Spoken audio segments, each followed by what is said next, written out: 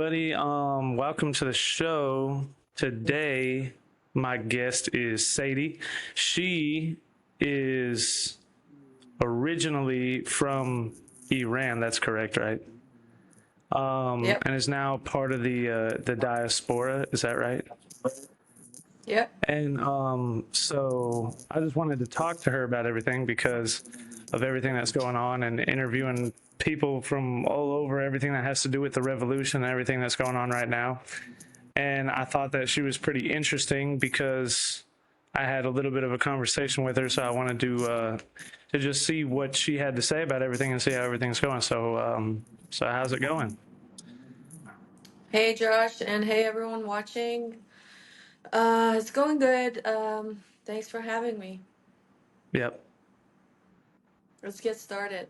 Okay, so um, what I first wanted to ask you was so you were born and raised in Iran, is that correct? That's right. Yeah. So I'm 33 years old. I was born in Iran and I moved to Canada when I was 11. But then at the age of 16, I went back to Iran because I was homesick and I was lonely here.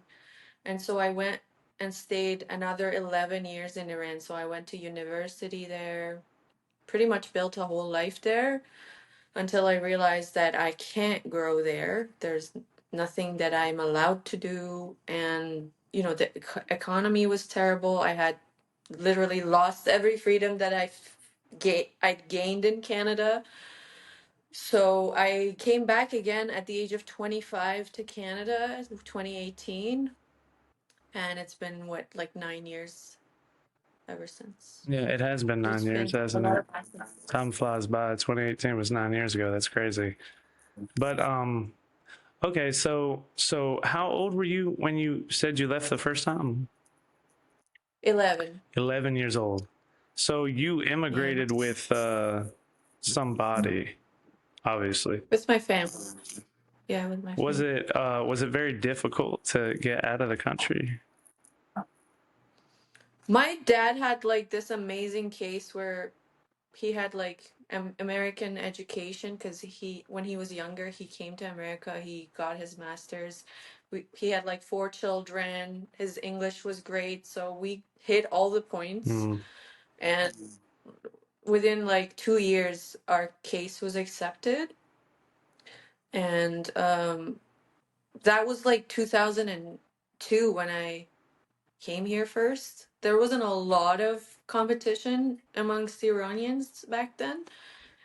There surely wasn't all of these Persians in Toronto and Canada in general. So a lot of things have changed. Now there's a huge population of diaspora here, uh, for obvious reasons, right?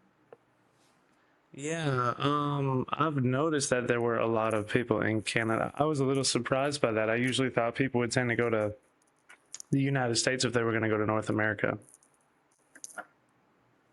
You tell them to go to United States. Well, I just figured that most of the time it seems like that's usually where people try to go, but I've noticed there's actually quite a bit of immigration to Canada. Yeah.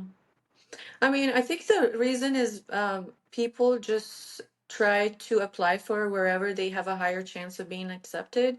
And to my knowledge, USA has always been pretty difficult Hmm. to enter, or maybe that's just how we think. Um, the process in Canada is much easier. Like if you get a PR, like a permanent resident, then after 360 days or something, sorry, 1,000 days of living here, you will become a citizen. Whereas I believe America takes a lot longer to Hmm. turn you into a citizen, but that's probably why. Yeah, I mean, I'm not absolutely sure, but I'm sure that you're probably right though, because that's a big, long-standing issue that's happened here for a long time. But so you said you hit all the points. So I would assume it's probably not very easy for a lot of people to leave the country. Yeah. Oh yeah, of course. I have friends who've tried many times. I have relatives who are still stuck back home. So no, it's not easy, and we have a lot of people, Hmm. a large population.